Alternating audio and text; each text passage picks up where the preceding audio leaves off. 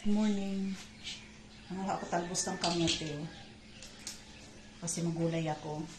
Pinag-iisipan ko kung anong luto gawin ko dito. Kung linis ako lang sa sardinas o gataan kasi marami dito ngayon. Ayan. Medyo ko konti pa ito, manguha pa ako dyan sa tabi-tabi. Ganito ang gawain ko guys pag nandito ako sa Bicol. Ayoko ng mga niluluto-luto na kung mga ano-ano pa. Karne-karne, manok-manok. Ay! Magugulay ako. Update ko kayo guys. Ayan guys. Gagataan ko na lang yung talbos. So, magkayod akong nyug. Tingnan guys, so may tubo yung ano.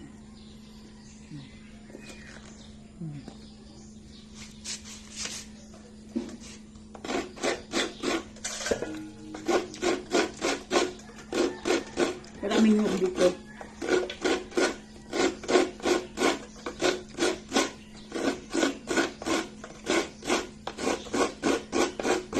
Exercise.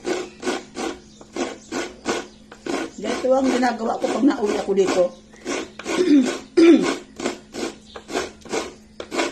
Mamuha ako mga gulay-gulay.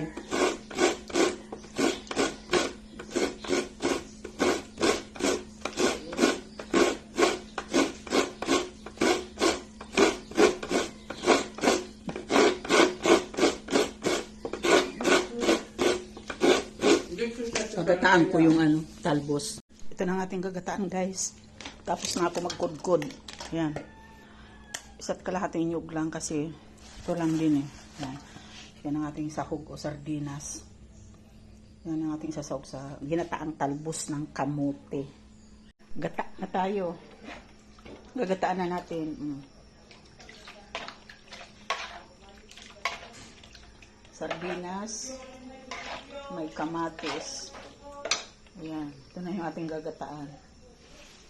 Talbos ng kamote. Ayan guys. Mag-enjoy na naman ako dito sa paggugulay.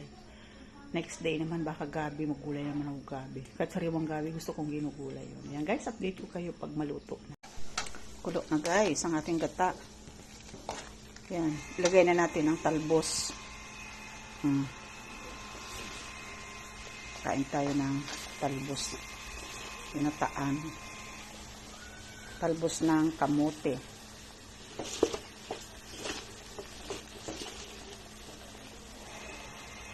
Yan.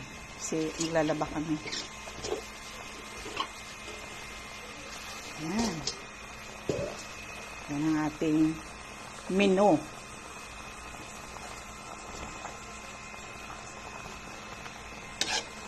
Yan guys. Ang ating menu for today.